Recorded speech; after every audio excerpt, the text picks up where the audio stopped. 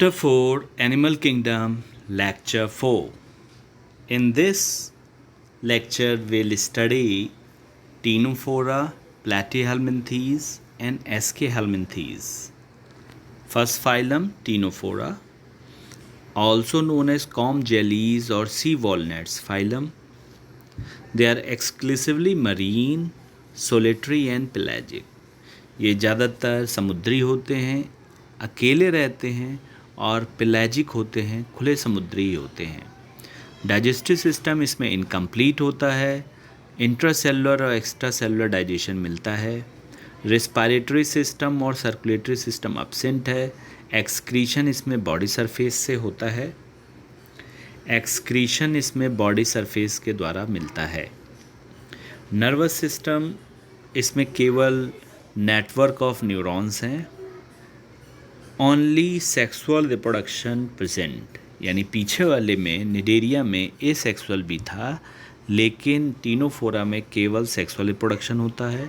Hermaphrodite होते हैं, external fertilisation मिलता है, यानी पानी में फर्टिलाइजेशन मिलेगा, और डेवलपमेंट इनडायरेक्ट होता है, यानी लार्वल स्टेज होती है।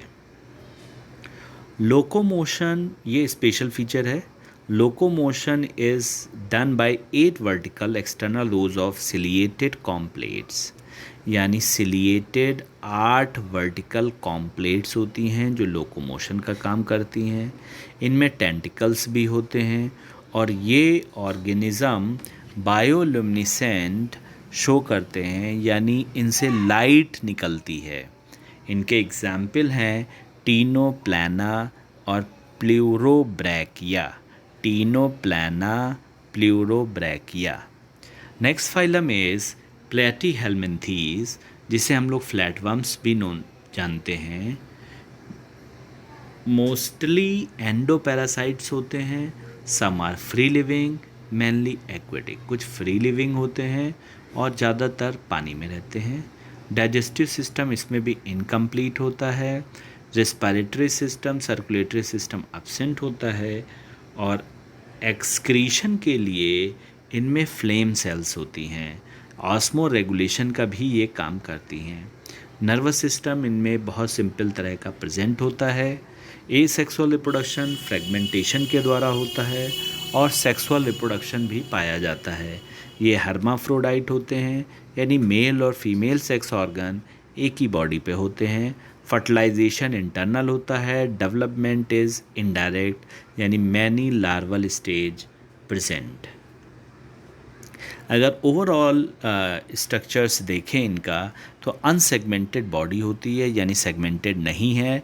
डॉर्सो वेंट्रली फ्लैटेंड बॉडी है, चपटी बॉडी होती है।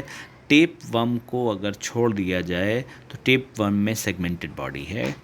हुक्स और सक्कर्स इनके पैरासिटिक फॉर्म में होते हैं। Hooks and suckers parasitic form में होते हैं।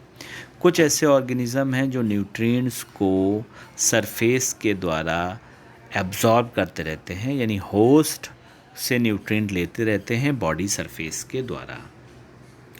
एग्जाम्पल इसमें आ रहा है टीनिया सोलियम, जिसे टेपवर्म भी कहते हैं, फैसियोला लीवर फ्लूक, प्लेनेरिया, जिसमें रीजनरेशन की बहुत कैपेसिटी होती है, बहुत ज़्यादा पावर होती है। नेक्स्ट फाइलम है एस्केहेल्मिन्थीज, जिसे निमेटीहेल्मिन्थीज भी बोलते हैं। इनमें राउंड वर्म्स आते हैं। मेनली ये फ्री लिविंग होते हैं, एक्वेटिक होते हैं, टेरेस्ट्रियल होते हैं, parasitic in plants and animals. ये एक्वेटिक पानी में रहने वाले, ज़मीन पर रहने वाले, और पैरासिटिक हैं। कंप्लीट टिब्यूलर एलिमेंट्री कैनाल होती है और इसमें वेल डेवलप्ड मस्कुलर फेरिंग्स होती है। वेल डेवलप्ड मस्कुलर फेरिंग्स है। रेस्पिरेटरी सिस्टम और सर्कुलेटरी सिस्टम एब्सेंट होता है।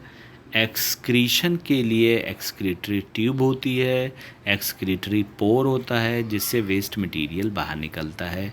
सिंपल टाइप का नर्वस सिस्टम इनमें पाया जाता है। सेपरेट सेक्सेस हैं, यानी डाइशियस होते हैं, मेल फीमेल अलग होते हैं। सेक्सुअल रिप्रोडक्शन मिलता है। इंटरनल फर्टिलाइजेशन होता है, यानी बॉडी के अंदर होता है फर्टिलाइजेशन। और डेवलपमेंट इज़ डायरेक्ट और इनडायरेक्ट, दोनों तरह का हो सकता है। अगर हम लोग इनकी बॉडी को देखें, सिंसिटियल एपिडर्मिस होती है यानी मल्टी न्यूक्लिएटेड एपिडर्मिस होती है, थिक क्यूटिकल मिलती है और सेक्सुअल डायमॉर्फिज्म देखा जाता है यानी फीमेल और मेल अलग अलग होते हैं और फीमेल मेल से लंबी होती है। इनके एग्जाम्पल अगर हम लोग देखें, एस्केरिस आता है roundworm, ancylostoma hookworm, wuchereria filarial worm. Ascaris, ancylostoma, wuchereria filarial worm.